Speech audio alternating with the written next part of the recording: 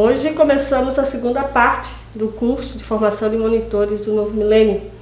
Vamos já para o módulo 4, um grupo. É verdade, Mara. E o módulo ele já começa bem interessante, porque ele já nos traz, né, a definição de um grupo com uma citação de Weil, onde ele diz que toda reunião de indivíduos em torno de um objetivo comum constitui um grupo. Ou seja, quando um grupo de pessoas se reúne com um objetivo comum de estudar a doutrina espírita, isso é um grupo de estudos da doutrina espírita, né? Mas por que as pessoas, né, se reúnem em grupo para fazer um estudo? Pois com o maior número de pessoas, né, também é um maior número de conhecimento, de pontos de vista, de visões diferentes, que unidos podem agregar e fazer com que um grupo evolua e cresça mutuamente, né, de maneira muito mais eficaz. A gente tem vários tipos de grupo e os tipos de grupos eles têm a ver com as características dos indivíduos que participam dele, né? Tem vários tipos de grupo e os grupos têm a ver com as características dos participantes, dos indivíduos participantes dos grupos, né? Então tem alguns grupos que são mais homogêneos, em que os participantes pensam de maneiras parecidas, se comportam de maneiras parecidas, então a harmonia no grupo ela acontece mais. Então é importante que o grupo continue assim para que os indivíduos cresçam e o grupo cresça também, né? Tem outros grupos que são mais heterogêneos, onde as características individuais de cada pessoa do grupo é diferente, são de naturezas diferentes e essas características elas devem ser preservadas, devem ser respeitadas para que o grupo cresça também. Então, respeitando a individualidade de cada um e tentando reduzir as diferenças para que o grupo cresça.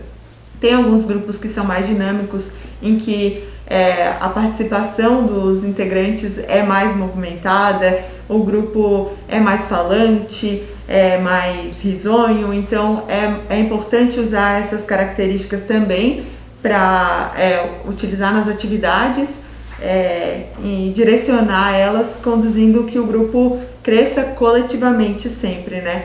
Tem outros grupos que são mais passivos, onde as pessoas são mais acomodadas, onde tem mais inércia, então é importante que tenham mais atividades socializadoras, mais atividades integrativas, para que cada indivíduo se sinta importante e que faça parte do grupo e consiga crescer o grupo mesmo com esses participantes menos socializantes, né? E tem grupos que são mais intelectualizados, então percebe que o nível de discussão nesses grupos eles podem ser mais teóricas, elas podem ser mais... Eles conduzem as discussões de maneiras mais intelectuais e isso pode lá na frente prejudicar com o orgulho, né? A partir do momento em que a gente tenta demonstrar o quanto entende mais do que o outro sobre a doutrina, então o evangelho nesses grupos é a base condutória para todos os espíritas, mas nesse grupo deve ser mais importante ainda. E aí tem grupos que são mais produtivos, que são aqueles mais eficientes, mais eficazes, e então a produtividade desses grupos elas têm a ver com os membros participantes desses grupos e a solidariedade que acontece entre os membros, né? As trocas interpessoais que acontecem ali dentro. Então cabe ao monitor de grupo ou ao evangelizador identificar naquele grupo qual que é a característica dele, né? Para poder trabalhar melhor e adequar o trabalho dele às necessidades do grupo. Sem dúvida, e né, como você falou, né, é importante que o monitor sempre fique atento, né, a todas essas características. E se a gente, né, parar para pensar que um grupo de pessoas, né, como você mesmo disse, existem várias diferenças, vários pontos de vista diferentes, podem também haver situações com que o grupo se desestabilize, com que o grupo não cresça da maneira certa. Então, para isso é muito importante que também o monitor fique atento a alguns aspectos, né, para que o grupo ele consiga evoluir, né? E alguns dos aspectos que o módulo nos traz, né, o módulo 4, é sobre a comunicação, pois a comunicação, né, dentro de um grupo ela é um campo excelente, né, para que ocorra essa comunicação. Então, existem vários tipos de comunicação, desde o diálogo, onde pode estar proporcionando esses debates, esses pontos de vistas, né, essas discussões, e também, né, de expressões corporais e faciais, que é muito importante que o monitor também fique atento, porque a partir dela ele consegue perceber se os membros do grupo realmente estão interessados no assunto, se eles estão prestando atenção, se a maneira com que eles estão conduzindo realmente está atraindo a atenção dos indivíduos desse grupo, né? Além disso, também outro aspecto é que os interesses estejam partilhados, né? Ou seja, que os interesses estejam em comum, como foi trazido na definição, né, de um grupo. Os objetivos eles têm que estar semelhantes para que o grupo ele consiga crescer e evoluir, né, em conjunto. E também que exista um equilíbrio dessas diferenças, né, como a Gabriela nos trouxe, porque essas diferenças têm que ser usadas como vantagens, né? Porque a partir dessas diferenças, como já foi dito várias vezes aqui, pode trazer debates e discussões que sejam muito agregadores para o grupo, né? Então, esse respeito, né, que a própria doutrina nos traz entre as diferenças tem que ser bastante efetivo também dentro de um grupo, né? E o último aspecto, mas não menos importante, é a coesão, porque, né, a coesão ela é o que mantém, né, os participantes em harmonia, em união, que traz para eles esse sentimento de pertencimento, de motivação, de mobilização dentro do estudo do grupo. Então é muito importante que o monitor também fique atento a isso, porque a coesão ela tem muito a ver também com essa liderança de estar sempre à frente de tudo, entendendo, né, cada participante e fazer com que cada um se sinta bem ali dentro daquele grupo, para que o grupo cresça e consiga evoluir da maneira correta. É muito importante o monitor levar a sério todos esses fatores, né, Bruno? E também ele deve estar atento para respeitar cada fase do grupo, né? No início, o grupo ele tem uma fase de inclusão, em que cada participante vai decidir como ele vai participar daquele grupo, né? Quanto ele vai dar de si, o quanto ele pretende esperar daquele grupo. Então, é aquele dilema se ele vai ficar do lado de fora, meio como observador, se ele vai sentar na cadeira por fora da roda, ou se ele vai fazer parte mesmo do grupo, se ele vai se integrar ao grupo, se ele vai participar como um membro atuante mesmo no grupo, né? E daí a segunda fase é uma fase de controle. À medida em que os participantes eles já decidiram se eles vão ficar mais à margem ou mais dentro do grupo, eles passam a decidir sobre quais atividades eles vão fazer, procedimentos decisórios, normas de conduta, liderança dentro do grupo sempre aparece, as distribuições dessas lideranças ali dentro, então quais são os objetivos e como que vai funcionar esse grupo, né?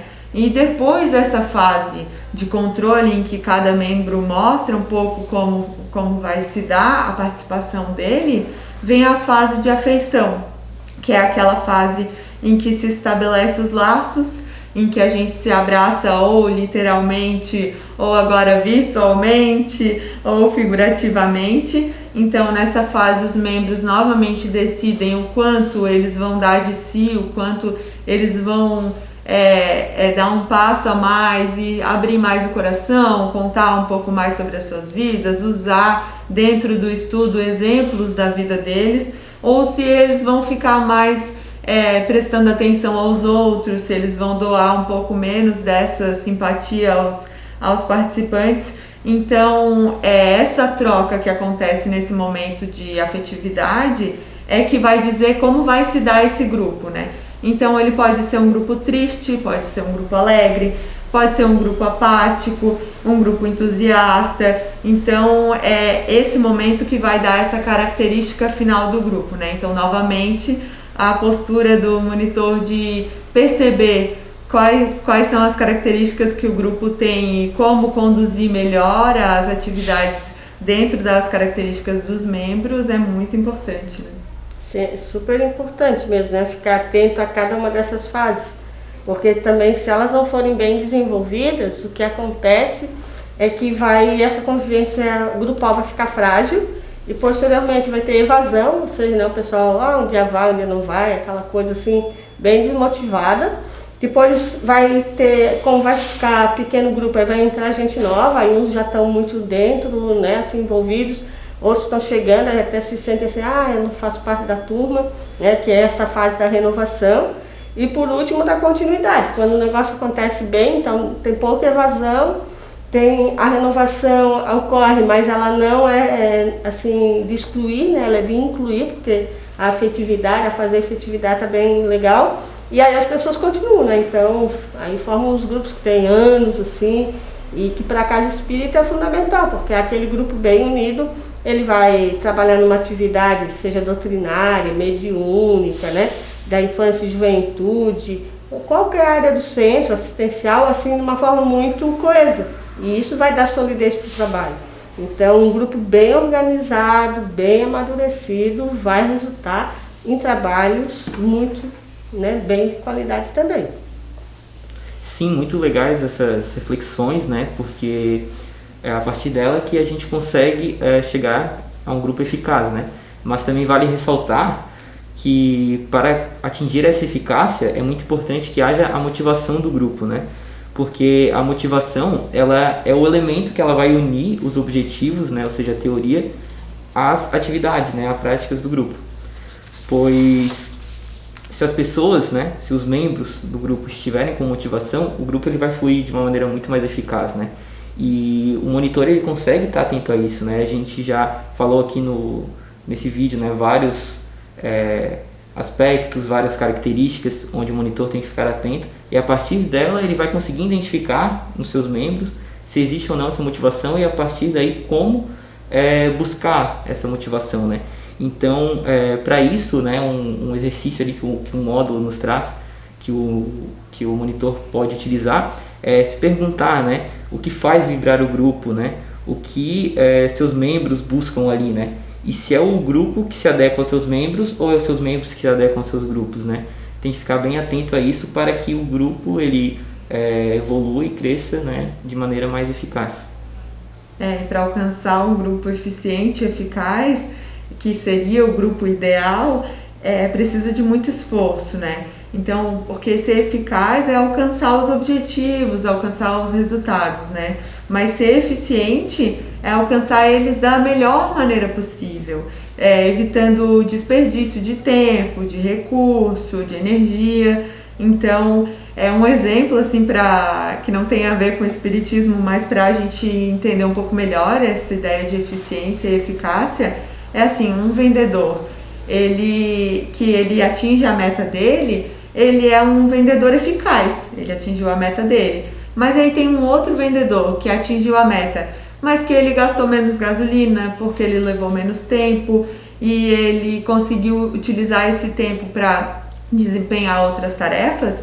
Ele é um vendedor mais eficiente, além de eficaz como o primeiro, ele é mais eficiente. Então, num grupo, a gente pensa, existir um grupo é eficaz, né? Um grupo de estudos sobre o espiritismo é eficaz, mas um grupo que atinge os objetivos individuais de cada membro e os objetivos como um grupo é um grupo eficiente, né?